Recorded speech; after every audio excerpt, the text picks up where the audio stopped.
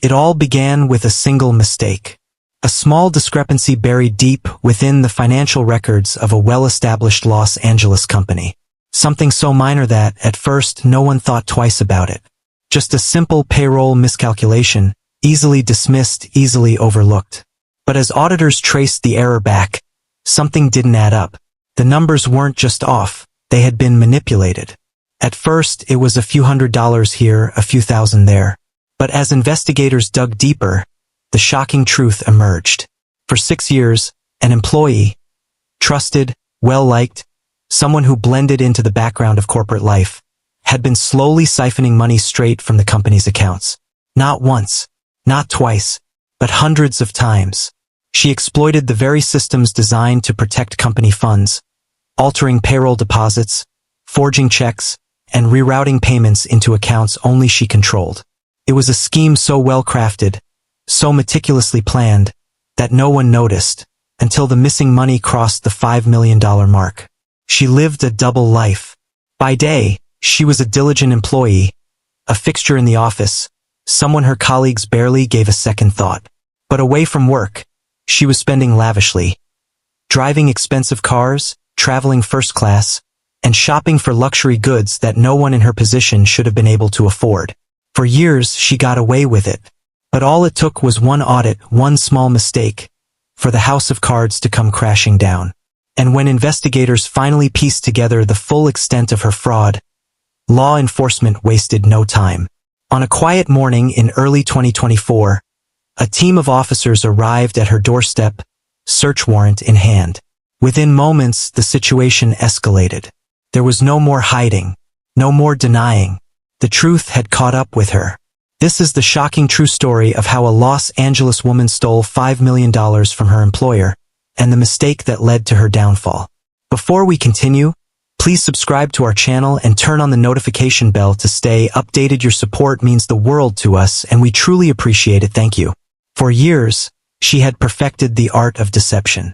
What began as small, calculated adjustments in the company's financial records soon evolved into an elaborate scheme, executed with surgical precision. Every transaction was carefully disguised, each fraudulent deposit meticulously buried within the company's vast financial system. She understood the numbers better than anyone. She knew where to take from, how to hide it, and when to move it. It wasn't reckless. It wasn't impulsive. It was a system. To her colleagues, she was just another employee, invisible in the background of office life, never drawing attention, never raising suspicion. She wasn't the CEO, the CFO, or even someone with an executive title. But she had something far more valuable: access. As a financial administrator, she held the keys to the company's payroll and internal banking systems. With every paycheck processed, every invoice approved, every transaction logged, she saw an opportunity, a weakness in the system that no one else noticed. The fraud began slowly, a few extra dollars here, a slightly inflated transaction there. She tested the waters cautiously, careful to ensure that her manipulations blended seamlessly into legitimate payroll activity.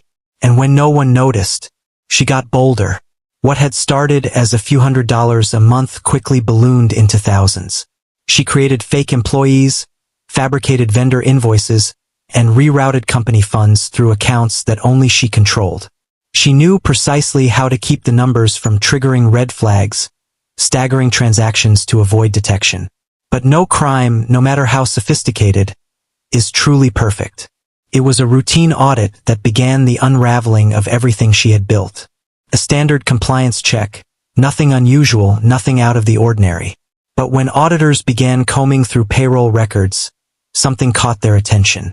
A series of direct deposits, small at first but steadily increasing, had all been funneled into a single bank account.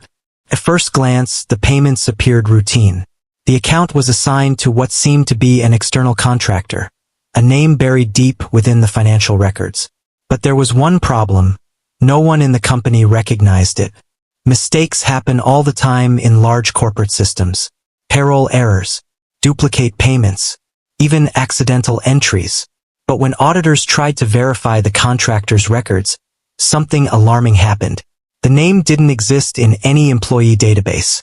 No tax records, no hiring history, no work orders. And when they traced the bank account back to its registered owner, they discovered something even more damning. The account was linked directly to her. At first, no one wanted to believe it. She had been with the company for years, trusted with sensitive financial operations. It had to be a mistake. But as the audit continued, the numbers told a much different story. In just 6 months, over $750,000 had been funneled into her personal account, 12 times her expected salary. And when auditors expanded their search, they uncovered something even more shocking. This wasn't a short-term scheme. It had been running for 6 years. The fraudulent payroll deposits, the forged checks, the unauthorized wire transfers, all of it added up to over $5 million stolen. But how had she gotten away with it for so long? She had discovered a flaw in the system, a way to bypass normal security protocols. The company used a banking authorization key fob, a device that generated unique codes for approving high-level transactions. It was meant as an added layer of security, ensuring that large transfers required executive approval. But she had found a way around it. By using the fob, she could generate her own authorization codes, approving direct deposits to herself while making them appear as payments to legitimate employees. To cover her tracks, she created false invoices, altered financial statements, and manipulated payroll logs. The system itself worked against the company because she was the one controlling it. But payroll fraud wasn't her only weapon. As investigators dug deeper, they found evidence of forged checks, originally designated for company expenses, but redirected into her personal account. Some had been signed using her own handwriting, a bold move that suggested she never expected to be caught. She had also exploited company resources to finance her lavish lifestyle. Using her access to corporate vendor accounts, she rerouted purchases, changing the shipping details so that high-end electronics, jewelry, designer clothing, and luxury goods were delivered straight to her home, disguised as business expenses. She had thought of everything. She had covered every angle. For 6 years, no one noticed. But when investigators finally pieced it all together, they realized one thing. Her greed had been her downfall. What had started as small, calculated thefts had grown into an uncontrollable addiction. She could have stopped at a few $1,000s. She could have walked away before the numbers became impossible to ignore. But she didn't. She kept taking. She kept pushing. And eventually, the numbers grew too large to hide. The perfect crime had lasted longer than anyone could have imagined. But it was finally over. Financial fraud at this scale is rarely uncovered all at once. It doesn't come crashing down in a single moment of revelation. Instead, it unravels like a loose thread, one that seems insignificant at first, barely noticeable. But once it's pulled, everything starts to come apart. At first, the discrepancies were subtle. A slightly higher payroll figure than expected. A minor miscalculation that didn't align with previous records. These were the kinds of issues that seemed too small to be intentional, the kind that could be brushed off as an accounting error. But the problem with numbers is that they always leave a trail. The first red flag came from the payroll records. One of the names receiving large deposits had no hiring paperwork, no signed contract, no employee ID, and no email address in the company database. This supposed employee had been collecting thousands of dollars in salary payments, but had never set foot in the office, never attended a meeting, never even exchanged a single email with HR. A ghost. When auditors tried to verify this person's employment, they found nothing. No tax records, no social security details, no contact information, just a bank account number receiving steady, growing payments. And that account? It led directly back to her. The second red flag was the timing of transactions. Payroll processing typically followed a strict schedule. Funds were distributed on set dates, during regular business hours, following standard approval protocols. But when investigators dug into the deposit history, something didn't look right. Many of the fraudulent payments had been processed late at night, long after office hours. Others had been executed on weekends, when no one was working. Some had even been initiated minutes apart, a pattern that made no sense for legitimate payroll activity. It was a clear indication that someone had been manually pushing through unauthorized transactions at odd hours. A move that would have gone unnoticed until someone started looking. But perhaps the most glaring mistake wasn't hidden in the numbers. It was hidden in plain sight. The final red flag was her lifestyle shift. For years, she had blended in. She dressed modestly, drove an unremarkable car, lived in a home that matched her income. But over time, things began to change.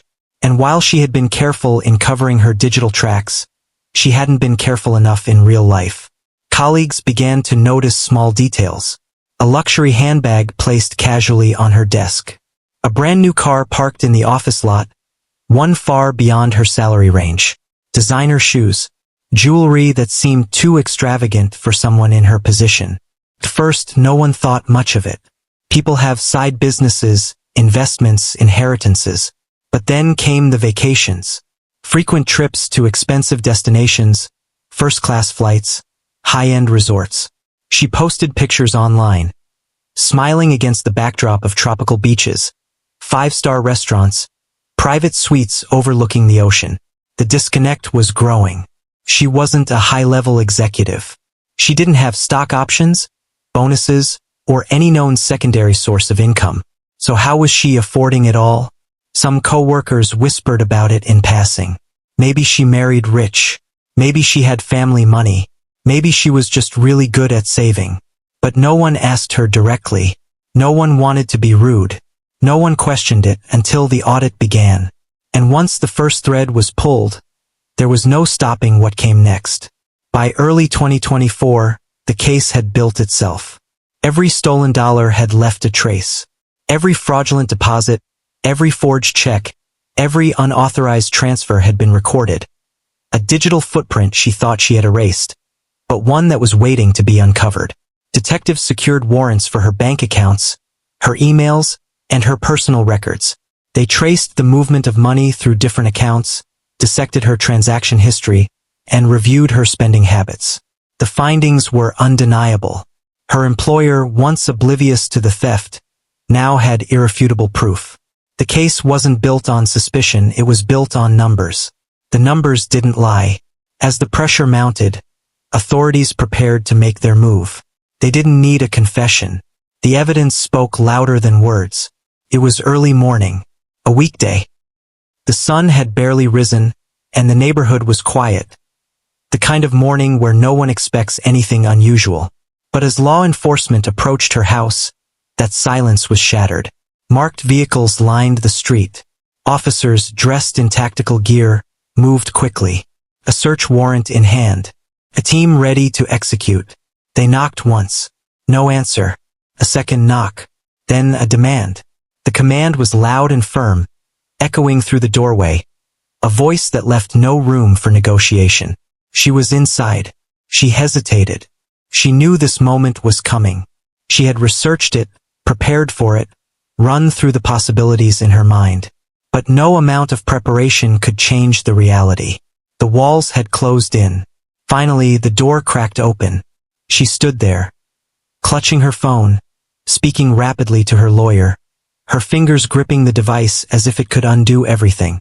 She refused to let go. The officers didn't wait. They took control of the situation. She was pulled outside, still trying to speak, her voice frantic, her mind racing for a way to run through the possibilities in her mind. But no amount of preparation could change the reality. The walls had closed in. Finally, the door cracked open. She stood there, clutching her phone, speaking rapidly to her lawyer, her fingers gripping the device as if it could undo everything. She refused to let go. The officers didn't wait.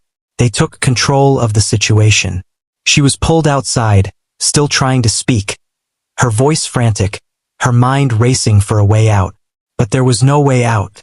The home was searched room by room, closets emptied, drawers overturned, safe deposit boxes opened. What they found inside confirmed what investigators already knew. More than $250,000 worth of high-end merchandise, scattered throughout the house. Jewelry valued at over $120,000. Diamond rings, luxury watches, gold chains, pieces too expensive for someone with her salary. Rows of designer handbags, each worth thousands, lined her closet. Electronics still in their packaging, never opened, never used, proof of excess, proof of greed. But it wasn't just the physical items that condemned her. They found financial documents, printouts, and handwritten notes linking her directly to the fraudulent transactions. Bank statements showing deposits she had tried to bury, company checks she had signed and cashed herself, invoices for fake purchases she had routed through business accounts, paper trail she thought she had erased. But the most damning evidence wasn't in her home, it was on her devices. Authorities seized her laptop, phone, and tablet. And once they gained access, her internet history told the full story. She had been preparing for this. For months, her Google searches painted a picture of a woman who knew exactly what she had done, and who was desperately trying to understand what came next. Search after search. How much time do you get for wire fraud? What's the penalty for embezzlement over $5 million? How to prove you didn't misappropriate funds? How to avoid prison for financial crimes? Do first-time offenders get bail for fraud? There was no doubt. She knew. She knew the risk. She knew the consequences. And she had hoped to find a way out. But now there was no escaping it. The case against her was airtight. The evidence was overwhelming. And as officers secured the last of the seized items, there was only one thing left to do. She was placed under arrest. Her time had finally run out. She was arrested on the spot, placed in handcuffs, and escorted out of her home as neighbors peeked through their curtains, watching the unexpected spectacle unfold. The once respected financial administrator, the woman who had seamlessly blended into corporate life while secretly stealing millions, was now just another suspect in a high-profile white-collar crime case. At the police station, she was fingerprinted, photographed, and processed. She sat in a cold interrogation room, her hands folded, her mind racing. The weight of the moment settled in as detectives formally read the charges against her. The list was long, the penalties severe. She was charged with multiple felonies, including grand theft exceeding $5 million, a charge reserved for the most serious financial crimes, carrying decades in prison if convicted. Wire fraud, a federal offense involving fraudulent transfers across state lines, a crime that alone could land her behind bars for up to 20 years. Misappropriation of corporate funds, the core of her scheme, proving her intent to exploit company money for personal gain. Forgery, each falsified document, every fake signature, and every altered financial record carried its own penalty, adding to the growing list of charges against her. As the full scope of her legal troubles came into focus, her demeanor shifted. The arrogance, the confidence she had once displayed, the belief that she had covered her tracks was gone. Her bail was set at $750,000. To most, this would be an insurmountable sum, an impossible number. But for someone who had illegally moved millions through her own accounts, it was just another financial obstacle to navigate. Even behind bars, she tried to regain control. She made calls to family and associates, explored her legal options, and began devising a defense strategy. In her first court appearance, she pleaded not guilty. It was a bold move. Despite the stacked evidence, despite the bank records, the fraudulent transactions, the forged checks, and the incriminating Google searches, she refused to admit guilt. Perhaps she believed there was still a way out. Perhaps she thought she could manipulate the system the same way she had manipulated financial records for years.